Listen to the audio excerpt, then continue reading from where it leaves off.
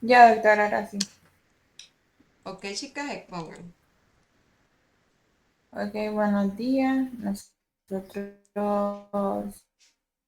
vamos a exponer lo que es la intoxicación por antirrítmico. El grupo está conformado por Ana Bella Pacheco, Yasmari González, Nicole Rocha y Karen Rivas.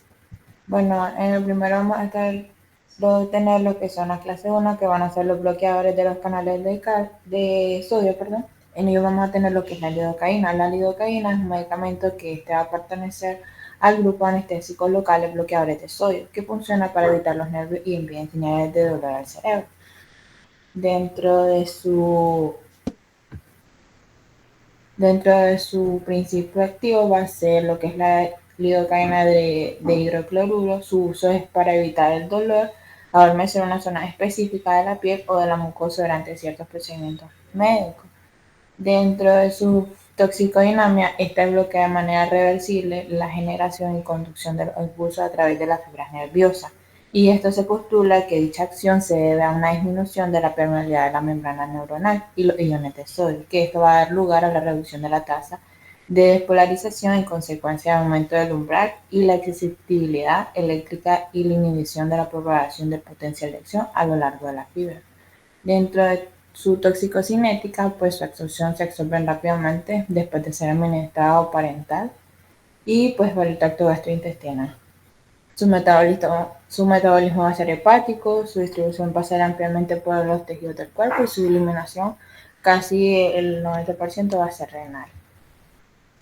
El cuadro clínico vamos a tener que poder ver lo que es mareo, nerviosismo, hipotensión leve, agitación, convulsión, tónica clónica, somnolencia y el coma y por último el paro respiratorio. Dentro del tratamiento, pues iniciar con ABC, un soporte vital, usar un carbón activado si la ingesta es reciente, el antídoto es la emulsión lipídica del 20% y pues tratar lo que son las convulsiones con benzodiazepina y arritmias con amiodarona y evitar lo que son antirrítmicos de clase 1.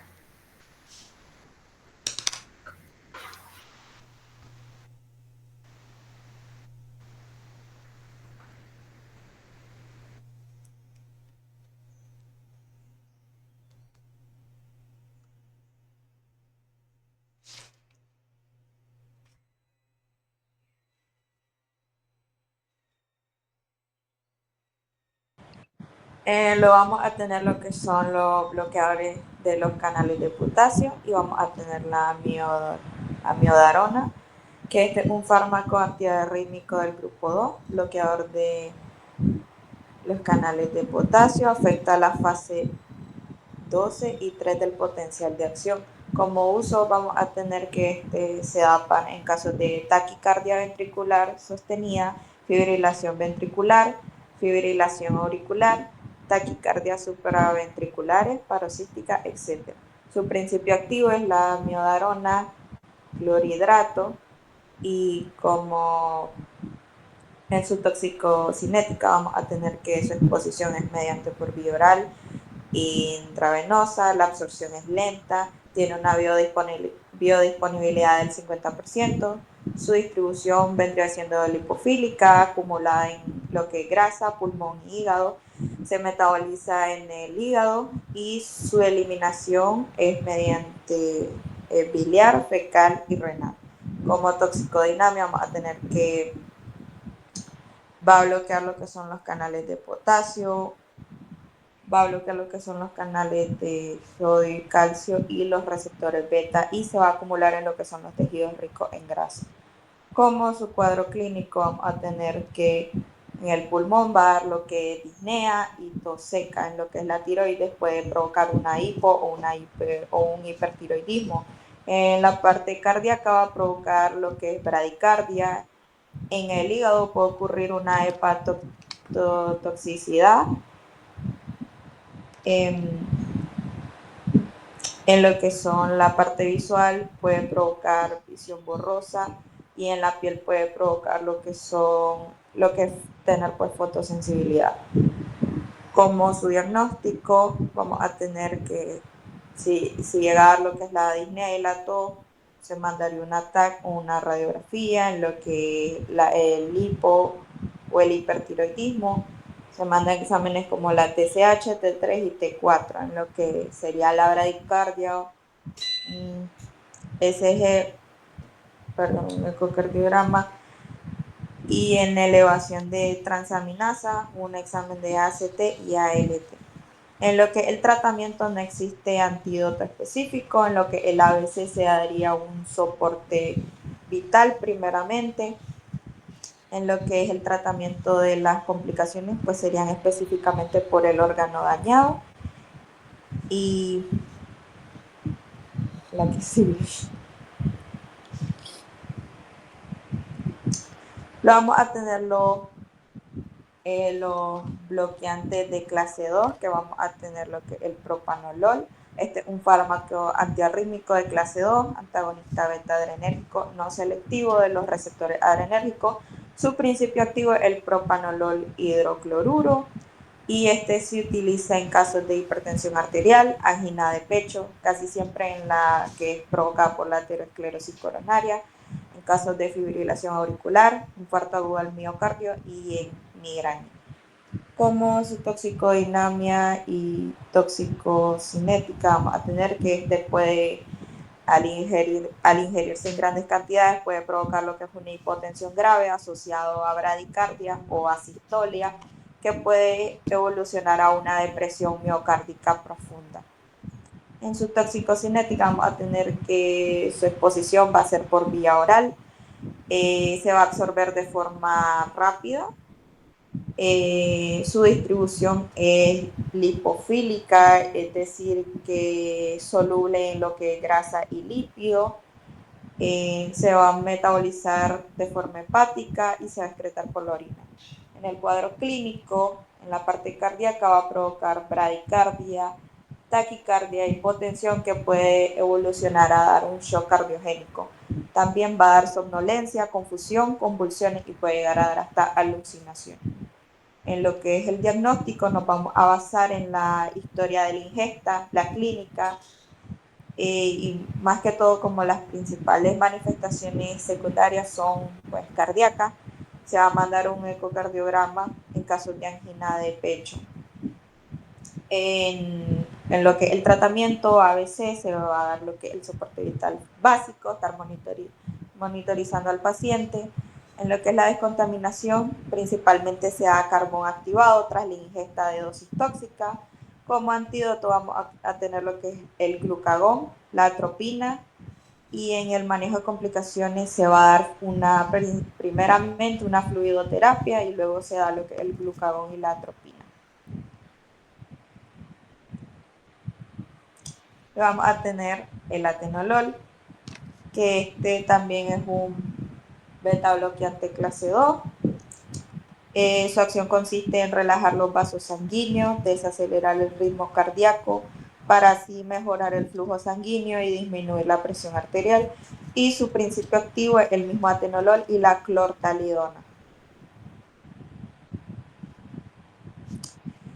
También se va a utilizar en casos de hipertensión arterial, angina de pecho, dolor precordial, y se utiliza para mejorar la supervivencia luego de haber padecido un ataque cardíaco.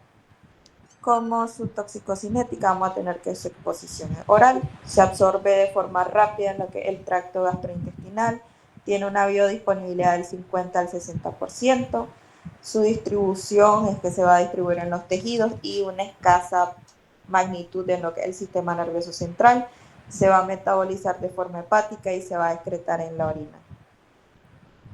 Como su toxicodinamia, vamos a tener que es un beta bloqueante selectivo beta 1. Este va a actuar sobre los receptores adrenérgicos beta 1 del corazón, lo que va a destacar pues su habilidad para antagonizar la taquicardia, pero esto se puede desarrollar aquí de una bradicardia inducida por las catecolaminas en los receptores cardíacos, y esto va a reducir el gasto cardíaco, aunque tiene un efecto antianginoso. En lo que es su cuadro clínico, este puede dar mareo, fatiga, náusea, vómitos, diarrea, sibilancias, puede dar edema en lo que es la extremidad y taquicardia y bradicardia. en lo que es su diagnóstico. Este fármaco principalmente se da en pacientes que presentan pues hipertensión arterial, esencialmente angina de pecho, infarto agudo al miocardio. Entonces principalmente el diagnóstico se va a dar por la historia de ingesta del paciente, y en lo que es su tratamiento a veces vamos a tener que monitorear el paciente, y en caso de que haya una parada cardiorrespiratoria se tiene que dar RCP mínimo 1 hora.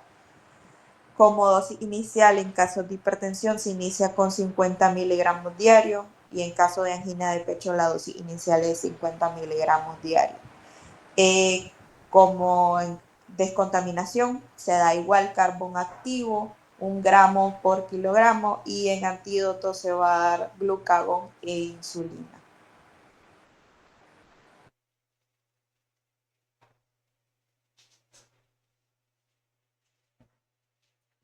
Bueno, tenemos lo que es el diltiazem y el verapamil. Tenemos que estos son bloqueadores de los canales de calcio no dihidropiridínicos. Como principio activo de ambos fármacos tenemos que son el diltiazem y el verapamil, y su función principal es bloquear los canales de calcio tipo L. Dentro de sus usos tenemos que se usa en la hipertensión arterial, en la angina de pecho, las arritmias supraventriculares, y pues acá entra lo que es la fibrilación auricular y el aleteo auricular.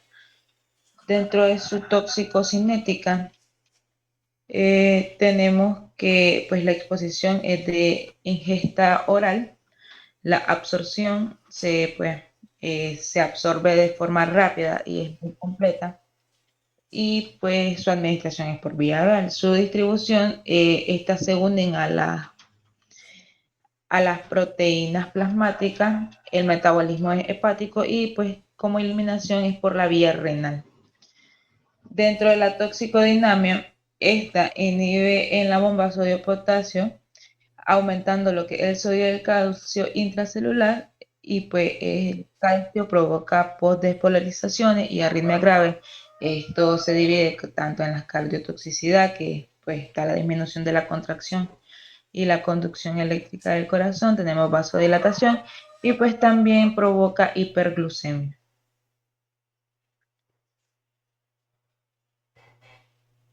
Dentro del cuadro clínico tenemos hipotensión, bradicardia, bloqueo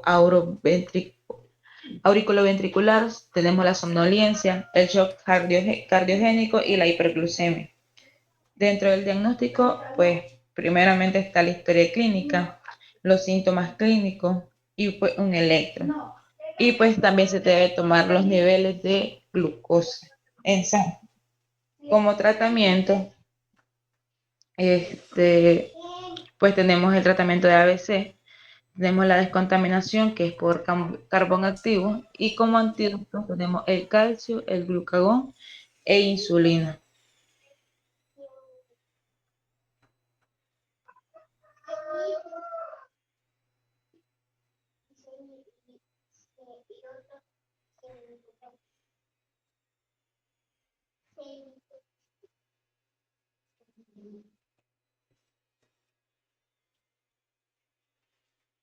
Luego tenemos lo que es la digoxina, que es un glucósido cardíaco que se extrae de la planta Digitalis purpurea.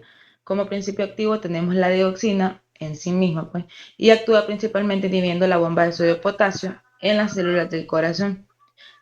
Dentro de su uso tenemos que en la insuficiencia cardíaca y las arritmias supraventriculares.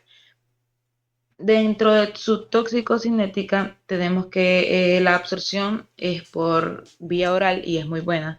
La distribución se ampliamente en los tejidos con un gran volumen de distribución. Su metabolismo es mínimo en lo que es el metabolismo hepático.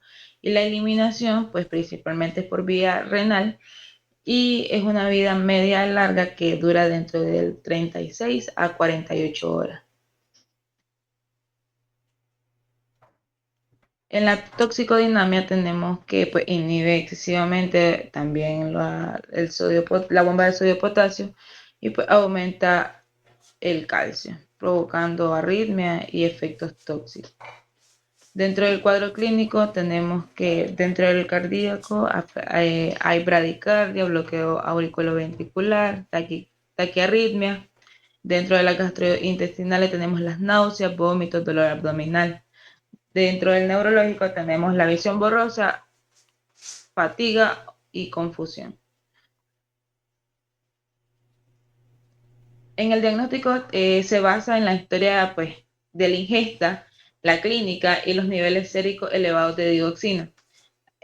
También se puede apoyar de un electrocardiograma y muestra los hallazgos característicos. En el tratamiento tenemos el ABC, la descontaminación, que también es por carbón activado. Claro, si la ingesta es reciente, tenemos como antídoto fragmentos de anticuerpos antidioxina, la Digifab. Este es el tratamiento de elección y es muy eficaz. Y como manejo de las complicaciones tenemos administrar insulina y glucosa para tratar la hipercalemia y atropina o un marcapasos para la bradicardia severa.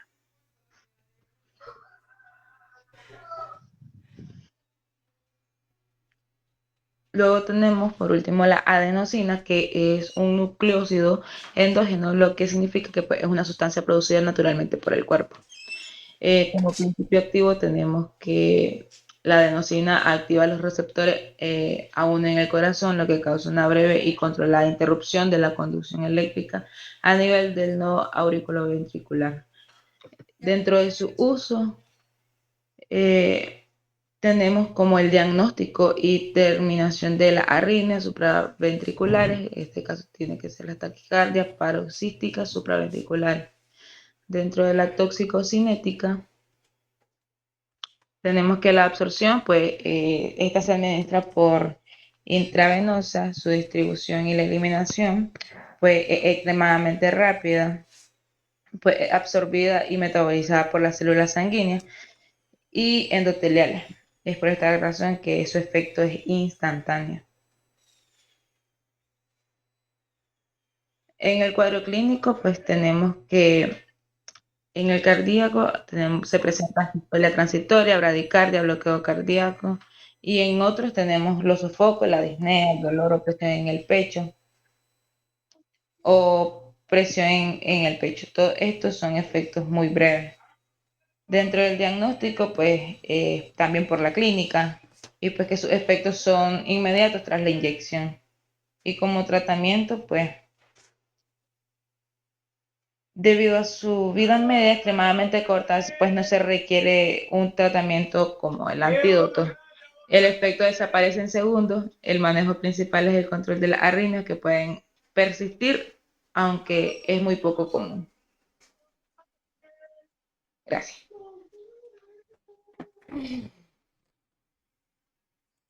Excelente, chicas. Un aplauso, muy buen trabajo. Ya saben que el próximo día, ¿verdad? Yo les doy una repasadita nuevamente sobre el trabajo para aclarar dudas. Siguiente grupo, por favor. Recuerden subir al aula virtual esos trabajos porque deben de estar las notas.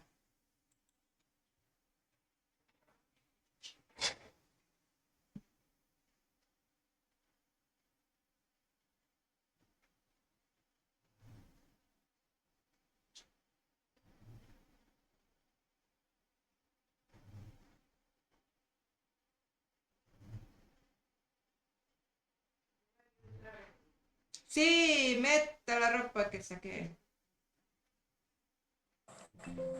Buenos días, nosotros vamos a estar hablando sobre los antihistamínicos y sobre las No, ahí se intoxicaciones por moja. antidepresivos. Los integrantes son Ana Yensi, Carlos, Nelly Campo, Ángela Pérez y María Jesús Jiménez.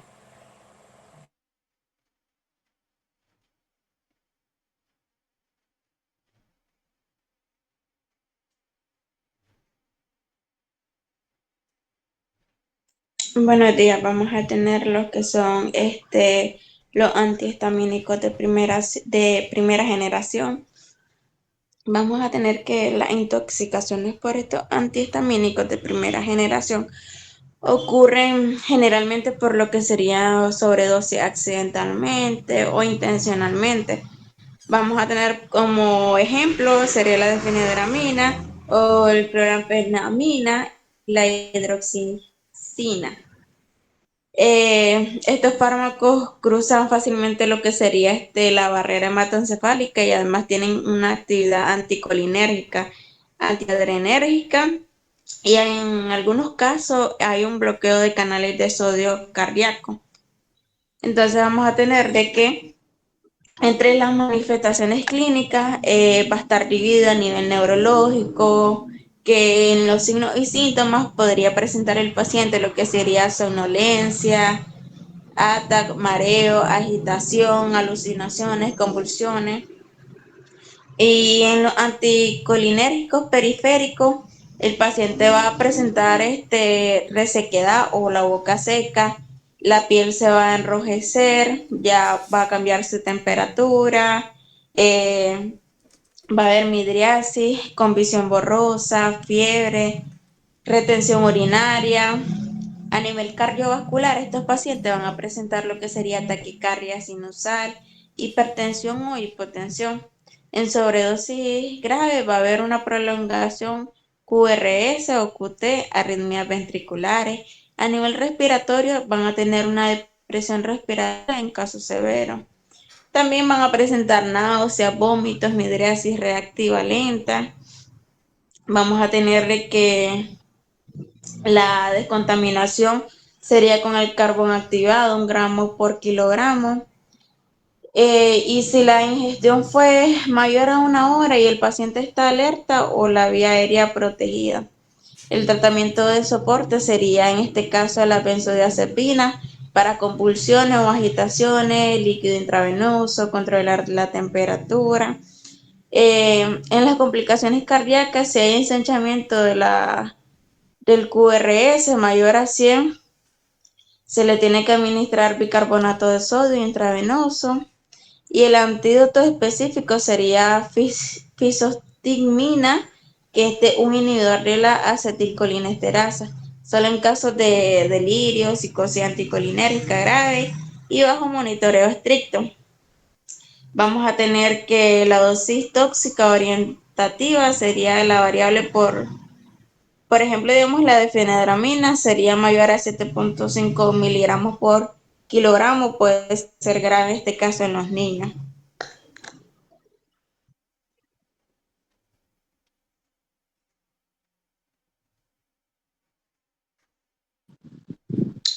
También tenemos los que son de segunda generación. Estos actúan principalmente sobre los receptores periféricos. A diferencia de los de primera generación, su efecto sedante es mínimo o nulo.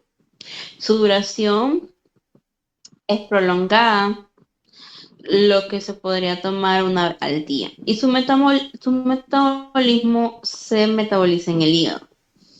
Estos son, por ejemplo, la loratadina, la cetricina, la rupatadina. Cuando hay una intoxicación, los síntomas principales son la somnolencia, taquicardia, cefalea, mareo, sequedad en la boca, vómito. En casos graves, que son muy raros, arritmia, convulsiones, agitación, y en el diagnóstico es clínico, antecedente de ingesta, más los síntomas, y un EKG para descartar arritmia. En el manejo de pues no hay antídoto específico. En las medidas de soporte tenemos lo que es el control de los signos vitales y la hidratación. También tenemos lo que es el carbón activado si la ingesta es reciente. Y tratamiento para la arritmia y convulsiones según el protocolo. ¿Cuáles son las ventajas de estos de segunda generación? Que no alteran tanto la atención y el rendimiento, importante en estudiantes y conductores. Menos riesgo de interacciones con el alcohol o depresores del sistema nervioso central. Mejor perfil de seguridad en ancianos y mayor comodidad en la dosificación.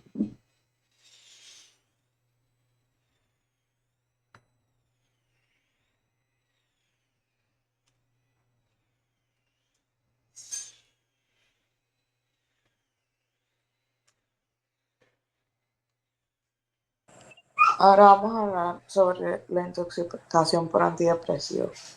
Bueno, los antidepresivos son medicamentos que se utilizan principalmente para tratar la depresión y otros trastornos del estado de ánimo, aunque también se prescriben en casos de ansiedad, dolor crónico, trastorno obsesivo compulsivo, fobia o incluso en el insomnio. Entre los tipos de medicamentos vamos a tener como son los inhibidores selectivos de la recaptación de serotonina, los ISRS, como es la fluoxetina, la sertralina y la escitalopram, que son de los que vamos a estar hablando en este esquema. También vamos a tener lo que son los inhibidores de la recaptación de serotonina y noradrenalina, como la IRSN, como es la duloxetina, y antidepresivos tricíclicos como la amitriptilina. Bueno, en intoxicación por escitalopram se da una reacción potencialmente grave causada por el exceso de serotonina. En uso de la sobredosis de tales medicamentos, también entre ellos tenemos los antes mencionados, como también los triptanos, el litio y el inesolid. Entre los signos y síntomas dados por una intoxicación, vamos a tener los síntomas generales como son las náuseas, vómitos, somnolencia, temblor, ansiedad, agitación, mareo, cefalea. Y entre los signos y síntomas cardíacos vamos a tener como son taquicardia, arritmia. Y en lo grave vamos a tener convulsiones, el síndrome serotoninérgico, que se refiere con una fiebre, rigidez, hiperreflexia, confusión. Es decir, el paciente va a estar, por así decirlo, en hiperactividad, como son las taquicardias, eh,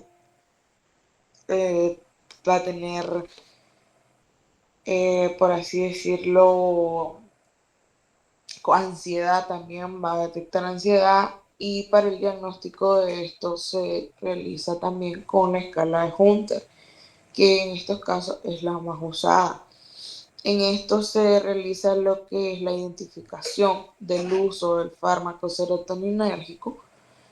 Entre ellos vamos a tener clonu, espontáneo, inducible u ocular, temblor, más hiperreflexia o hipertermia con clonus o rigidez. Esto más que todo va a ser diagnóstico también para lo que es el síndrome serotoninérgico.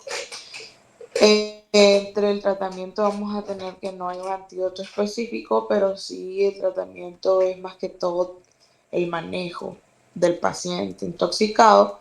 También entre ellos vamos a tener como es suspender los fármacos serotoninérgicos que les podrían estar causando, ya una vez identificado la causa específica, el soporte vital, oxígeno, líquido, el control de la temperatura. Se le va a administrar benzodiazepinas para la agitación y el clono, ciproheptadina, que es antagonista serotoninérgico oral en casos moderados o graves, y evitar los antipiréticos comunes, ya que estos no sirven para la fiebre, ya que es por hiperactividad muscular.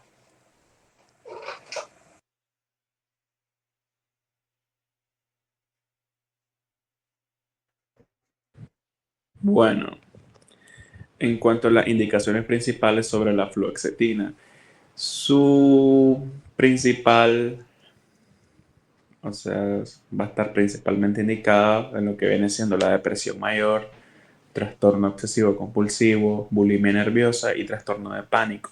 Mientras que la sertralina también va a estar en depresión mayor, trastorno de pánico, trastorno de ansiedad social, trastorno de estrés postraumático y trastorno disfórico premenstrual.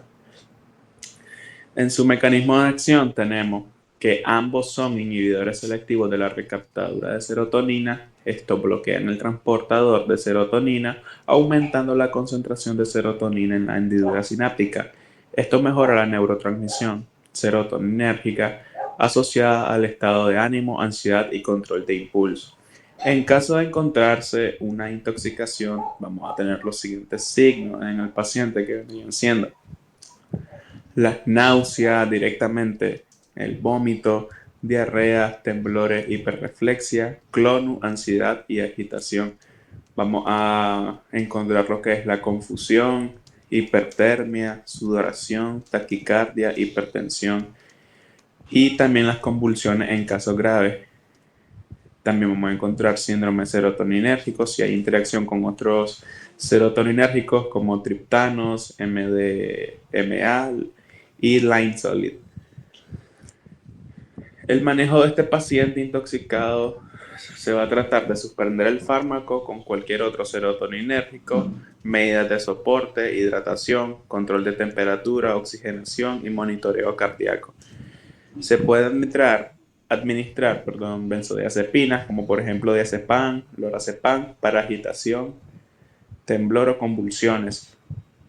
Y también ciproheptadina, que esto vendría siendo antagonista serotoninérgico. En casos moderados graves y también la UCI si hay hipertermia severa de mayor a 40, inestabilidad hemodinámica o complicaciones graves.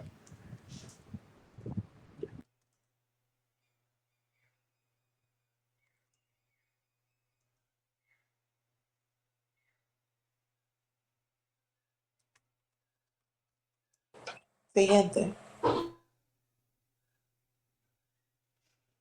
Bueno, yo hablaré sobre la duloxetina, que es un inhibidor de la recaptación de serotonina y noradrenalina.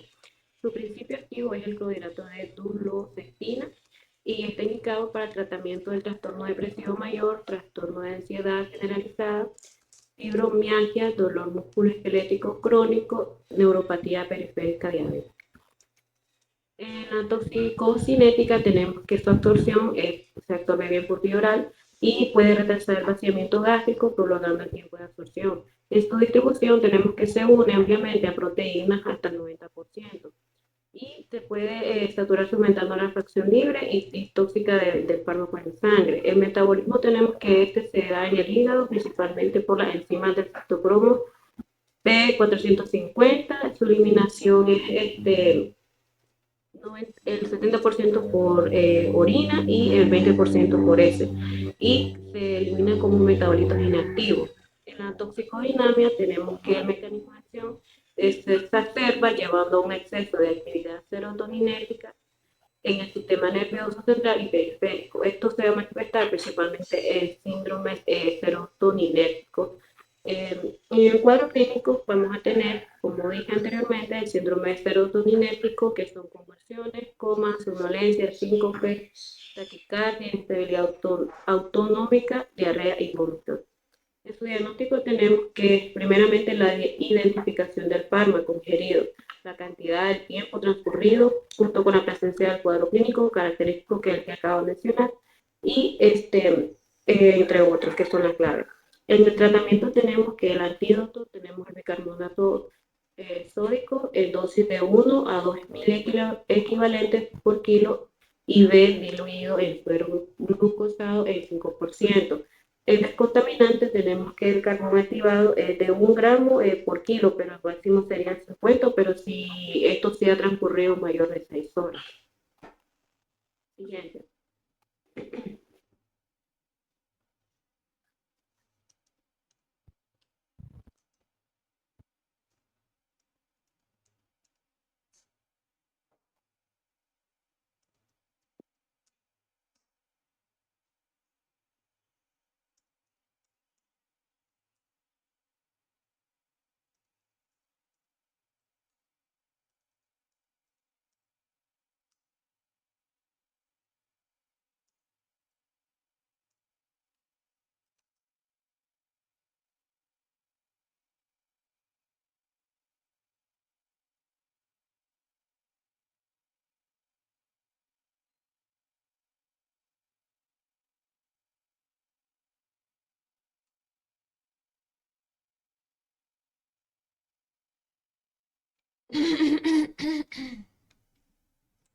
Listo, chicos, ya nadie falta.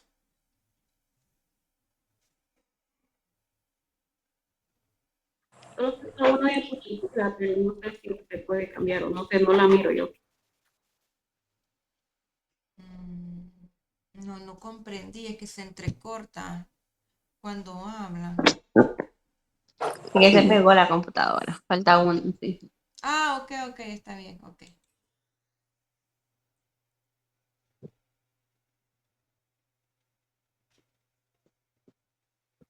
Ahora vamos con...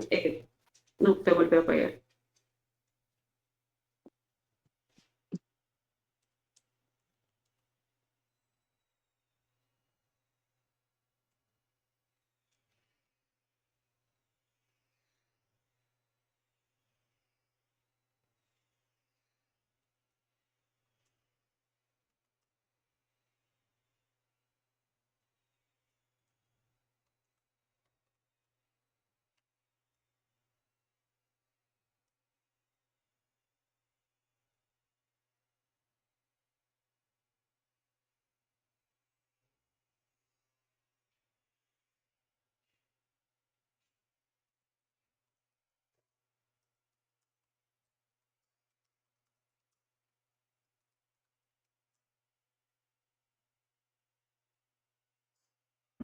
Bueno, ahora vamos a hablar de la amitriptilina, que es parte de los antidepresivos del sí.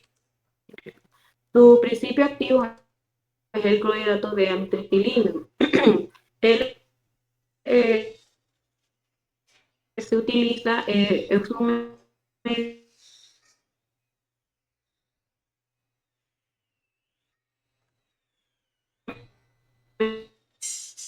aprobado por la FDA para el tratamiento del trastorno depresivo mayor, ansiedad y depresión. Se absorbe bien por vía oral, su biodisponibilidad es del 30% al 60% debido a su elevado metabolismo del primer paso. En su distribución tenemos de que es intravenoso y puede atravesar la barrera placentaria. En el metabolismo tenemos de que este se metaboliza en el hígado y se convierte en nutriptilina por el citocromo CYP2C19. En la excreción tenemos de que tiene una vida media de 10 a 18 horas y se excreta principalmente por vía renal.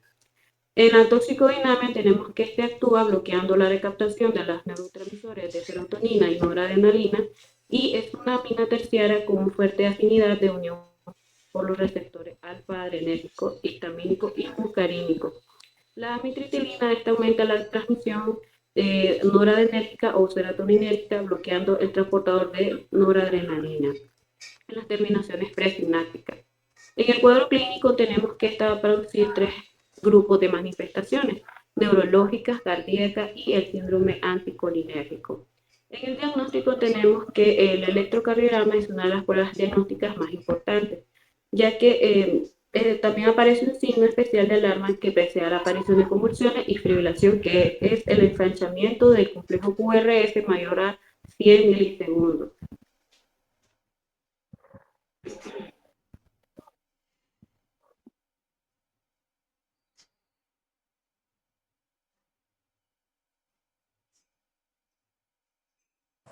Y ya.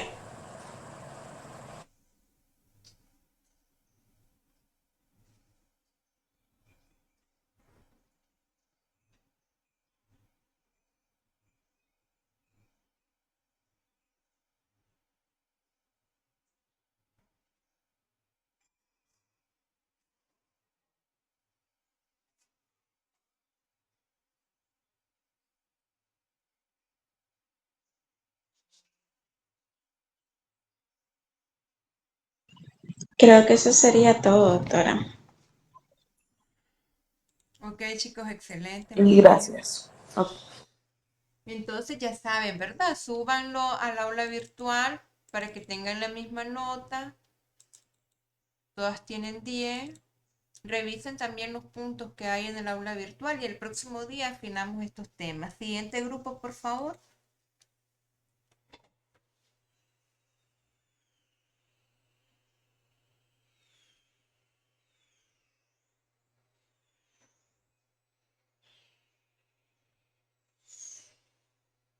Angélica se llamó Nosor. No, nosotros éramos grupo 3. La No profe era, iba. o sea, la doctora dio los órdenes al iniciar la clase, vamos nosotras.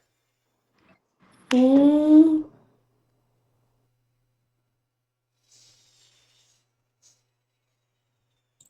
Bueno, entonces vamos a hablar sobre la intoxicación de benzodiazepina. Entonces, Primero que debemos de tener claro que las benzodiazepinas son medicamentos que van a actuar como depresores del sistema nervioso central, potenciando el efecto de GABA para generar efectos sedantes, ansiolíticos y relajantes musculares y anticonvulsivantes. Entonces también tenemos que su toxicocinética se va a absorber en el tubo digestivo, van a alcanzar concentraciones máximas plasmáticas a la media hora y 120 minutos, se va a transformar en el hígado y su excreción va a ser renal. También tenemos que su intoxicación se produce una excesiva potenciación del GABA más una depresión generalizada del sistema nervioso y vamos a tener manifestaciones clínicas como somnolencia, confusión, ataxia, disartre, incoordinación motora, hiporreflexia y en casos graves el paciente va a caer en un estado de estupor y coma. Va a haber hipoventilación leve a moderada. También tenemos que en sus diagnósticos diferenciales vamos a incluir que va a haber un síndrome tóxico sedante hipnótico y una intoxicación con etanol o fenobarbital. Ok, como parte del diagnóstico de la intoxicación por benzodiazepinas, tenemos las pruebas que se pueden realizar para esto mismo, que puede ser una prueba rápida, cualitativa para benzodiazepina en orina. También tenemos la historia clínica en la cual se le pregunta al paciente pues, si consume medicamentos para ciertas enfermedades, debido a que esas se pueden dar pues, para enfermedades del sueño, pues también se puede dar para lo que son como ansiolíticos y también para epilepsia. Entonces se le pregunta al paciente si tiene alguna de estas enfermedades y si toma medicamentos para alguna de estas indicaciones. También tenemos que y también tenemos que preguntarle cuál fue el último medicamento que ingirió para pues, tal vez ser más específico a la hora del diagnóstico con benzodiazepinas. Y también tenemos que se van a presentar pues, signos y síntomas característicos, como ya habíamos mencionado, y también se hacen exámenes para determinar los niveles plasmáticos de benzodiazepina en sangre. Luego tenemos que en su tratamiento está el carbón activado, el flumacenilo y la aminofilina y el lavado gástrico. El lavado gástrico pues no es recomendable casi nunca, puede ser tomarse como última opción, y el carbón activado pues se utiliza pues en las primeras horas, antes de la primera hora de ingesta. También tenemos que en el carbón activado tenemos que en su intoxicación aguda, niños menores a un año no es recomendado, de niños de 1 a 12 años, de 1 a 2 gramos por kilo, y en adolescentes y adultos tenemos de 25 a 100 gramos. Y luego tenemos unas contraindicaciones para el uso del carbón activado, que es el paciente con el riesgo alto de aspiración y un paciente con la vía aérea desprotegida. En el antídoto tenemos que el flumacenilo se da cuando se presenta lo que es la sedación profunda, la depresión respiratoria y coma. Y en caso de no contar con el flumacenilo, una medida alternativa es la aminofilina.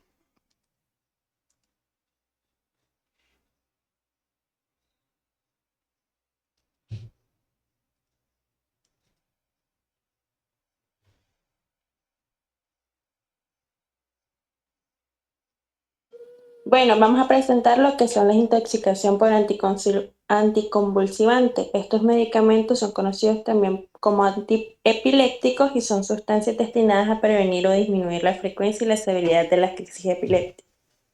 Con respecto a su farmacocinética, tenemos que su biodisponibilidad se encuentra en un 55%.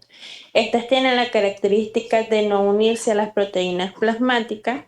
Su volumen de distribución es de 5.7 litros. En la administración oral, sus concentraciones plasmáticas a pico son alcanzadas de 2 a 3 horas y con una semivida de eliminación es de 24 a 41 horas. Su metabolismo, al igual que los demás, es en el hígado y se excreta por la vía renal. Su intoxicación suele ser la toxicidad de este suele darse un antiepiléptica. Suele presentarse con una triada de síntomas que incluyen lo que es la depresión del sistema nervioso central, ataxia y nistagmo. En su etiología, esta se da por una ingestión aguda, la exposición crónica a dosis supraterapéutica. La ingestión aguda puede incluir intentos de suicidio y gestiones pediátricas involuntarias.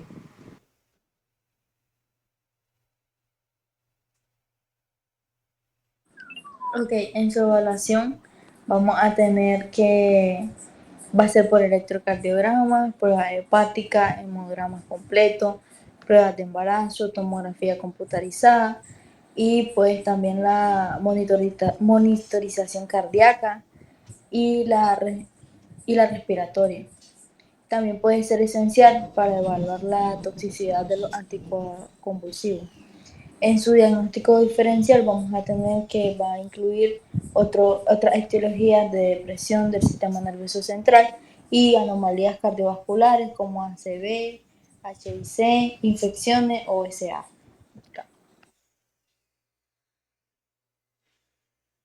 Ahora, hablando sobre su manejo, ya para terminar, tenemos que este sea principalmente con un apoyo respiratorio y se busca una estabilización hemodinámica con hidratación intravenosa.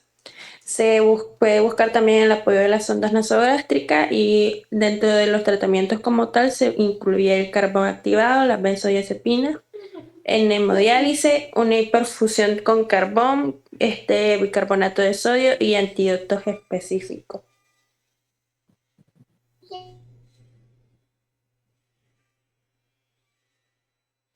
Eso sería todo. Muchas gracias. Ok, excelente, muy bien. Muy bien, chicas. Siguiente grupo, por favor.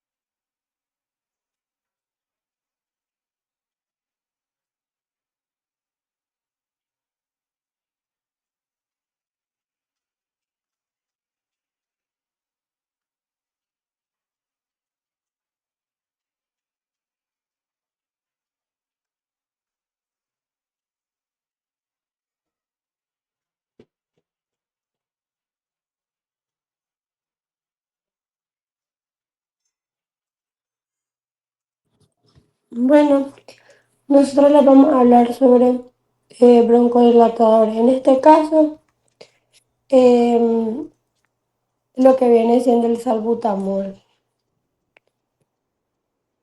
Bueno, el salbutamol es un beta 2 antagonista.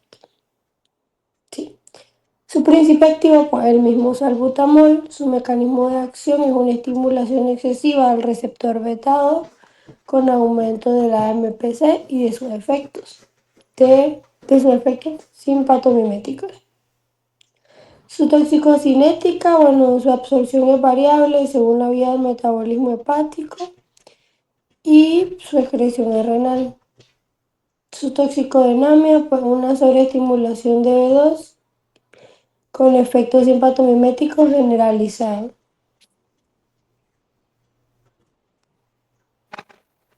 Sus manifestaciones tóxicas vamos a tener los temblores, la taquicardia, las palpitaciones, la hipopotasemia, agitación, convulsiones, arritmias graves. En su dosis letal vamos a tener que es una dosis tóxica en niños y adultos de 0,5 miligramos por kilo de peso. En caso de ingesta voluntaria, considerar siempre que se trata de una dosis potencialmente tóxica.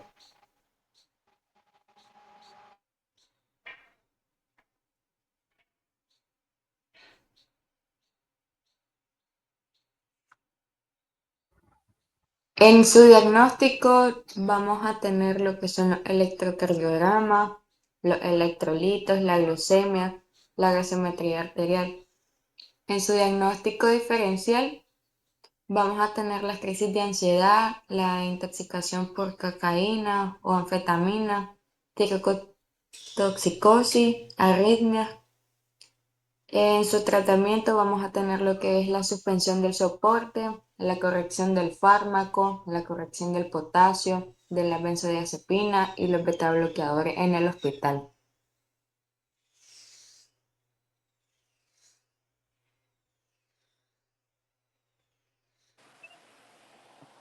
hipatropio, que es un anticolinérgico. Su principio activo es el patropio.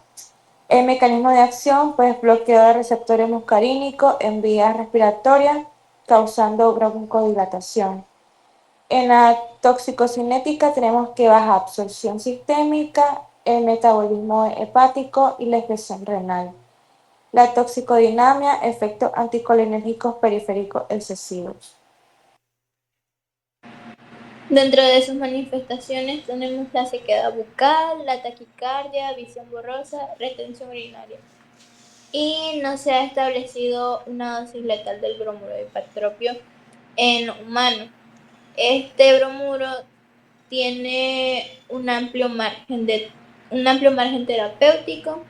Esto significa que el riesgo de toxicidad es bajo, especialmente cuando se administra por vía inhalatoria. En el diagnóstico diferencial por intoxicación de hipatropio, tenemos glaucoma agudo, retención urinaria o el uso de drogas anticolinérgicas. Pero a la hora de diagnosticar, tenemos que mediante la clínica y por una exposición conocida a este fármaco. Y su tratamiento prácticamente sería suspender el fármaco, hidratar al paciente y el manejo sintomático. Y la fostigmina solo se va a aplicar si el caso se considera severo.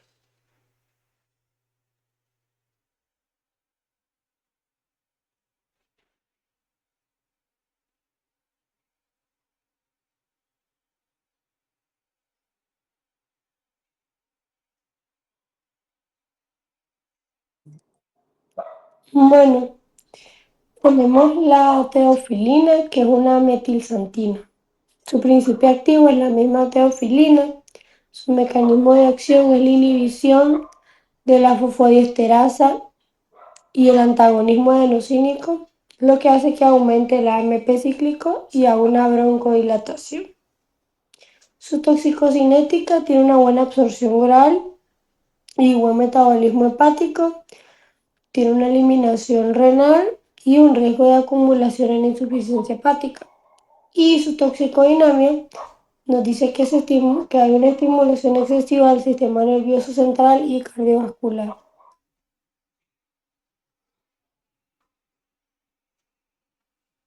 Sus manifestaciones tóxicas van a ser náusea, vómito, insomnio, taquicardia, arritmia, incluso pueden haber convulsiones cuando hay una sobredosis. Y su dosis letal es mayor de 7.5 miligramos sobre kilogramo.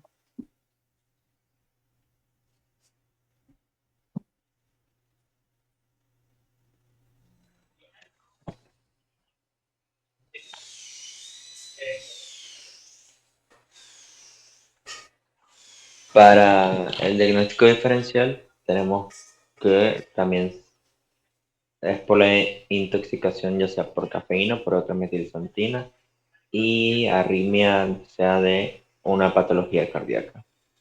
El diagnóstico tenemos evaluar los niveles séricos de teofilina y el tratamiento para esta intoxicación corresponde a suspender el fármaco, soporte cardiovascular por la taquicardia y por la arritmia, el uso de carbono activado si la ingestión es de manera aguda y las benzodiazepinas si se presentan las convulsiones.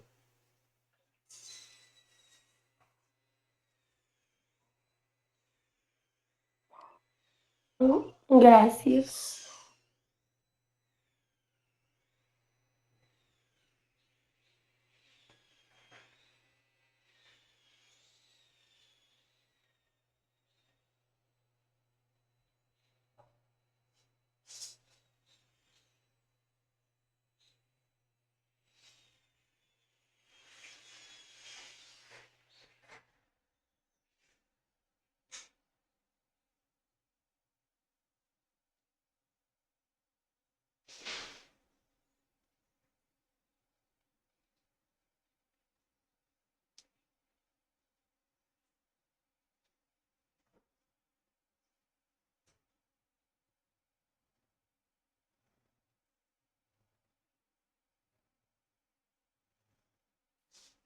Doctora, Listo. Estamos listos. Bueno, chicas, suban por favor al aula virtual. Hasta ahí estaríamos. Todos los grupos ya, o falta alguno. Faltamos nosotros. Ok, amor, por favor, presenta.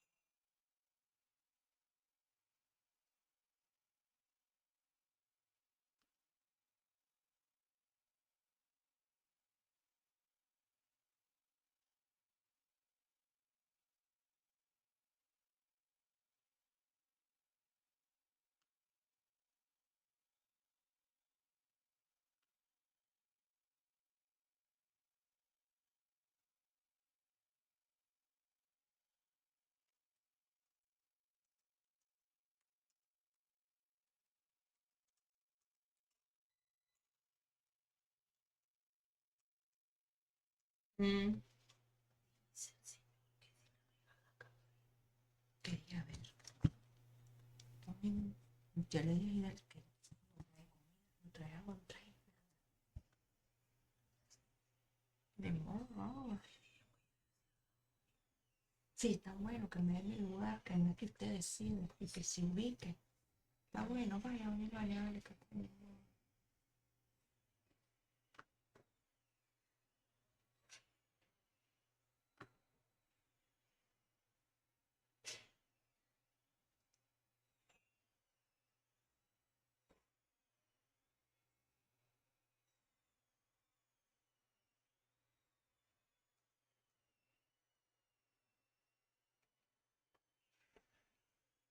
yo creo que se pegó el internet o mi compu, no sé, todavía estamos aquí.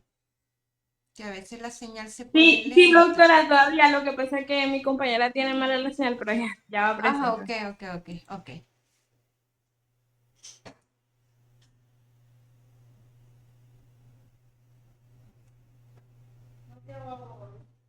No, gracias.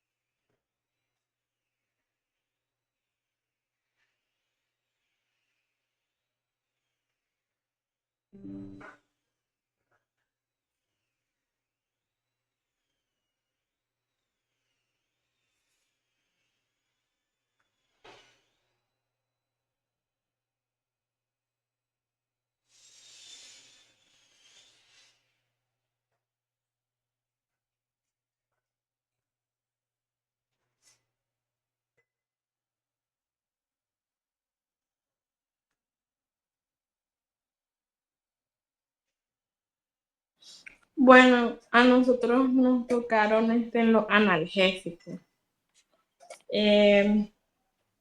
Tenemos el paracetamol, que lo conocemos normalmente como la acetaminofén. En su descripción, pues es un analgésico antipirético no antiinflamatorio. Su uso se usa en el del dolor leve a moderado y también en la fiebre. El principio activo pues es la acetaminofén. La toxicocinética es absorción rápida, metabolismo hepático, y su glucoxilación, sulfatación, CIP2E1, y su eliminación es renal. En la toxicodinamia tenemos que inhibe la síntesis de las prostaglandinas a nivel de el sistema nervioso central. En su cuadro clínico, pues náusea, vómito, dolor abdominal y hepatotoxicidad tardía.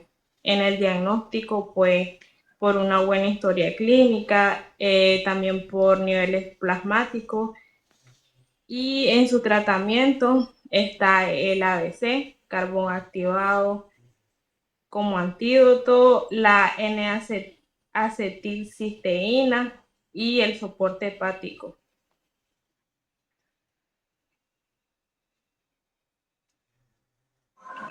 Dentro del naxoprofeno tenemos la descripción, que es una INE con acción prolongada. Uy, lo va subiendo. Los usos tenemos que se usa para el dolor, la fiebre, la artritis y la dismenorrea. En el principio activo tenemos que es naproxeno, la toxicocinética, absorción gastrointestinal, tiempo máximo de acción de 2 a 4 horas, metabolismo hepático y excreción renal. Toxicodinamia inhibe la COX-1 y COX-2. El cuadro clínico tenemos síntomas gastrointestinales, mareos, somnolencia, convulsiones en casos graves, los diagnósticos en clínica, función renal y electrolito. Tratamiento también tenemos el ABC, carbón activado y soporte.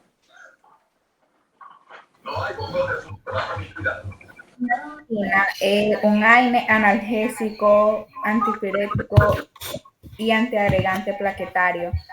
Los usos son para el dolor, fiebre, inflamación, prevención cardiovascular.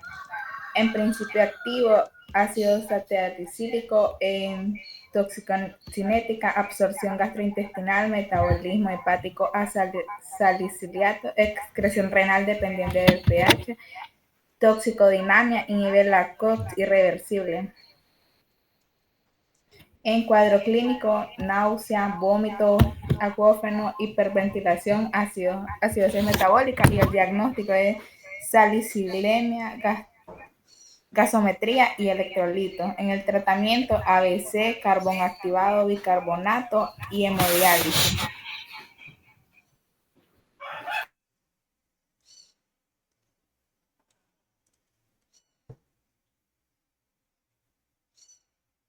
Y eso sería todo.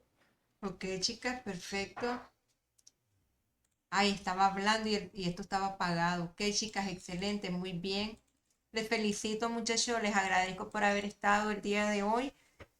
Presentar, ¿verdad? Por lo que cambiamos el día de la clase por las festividades patrias.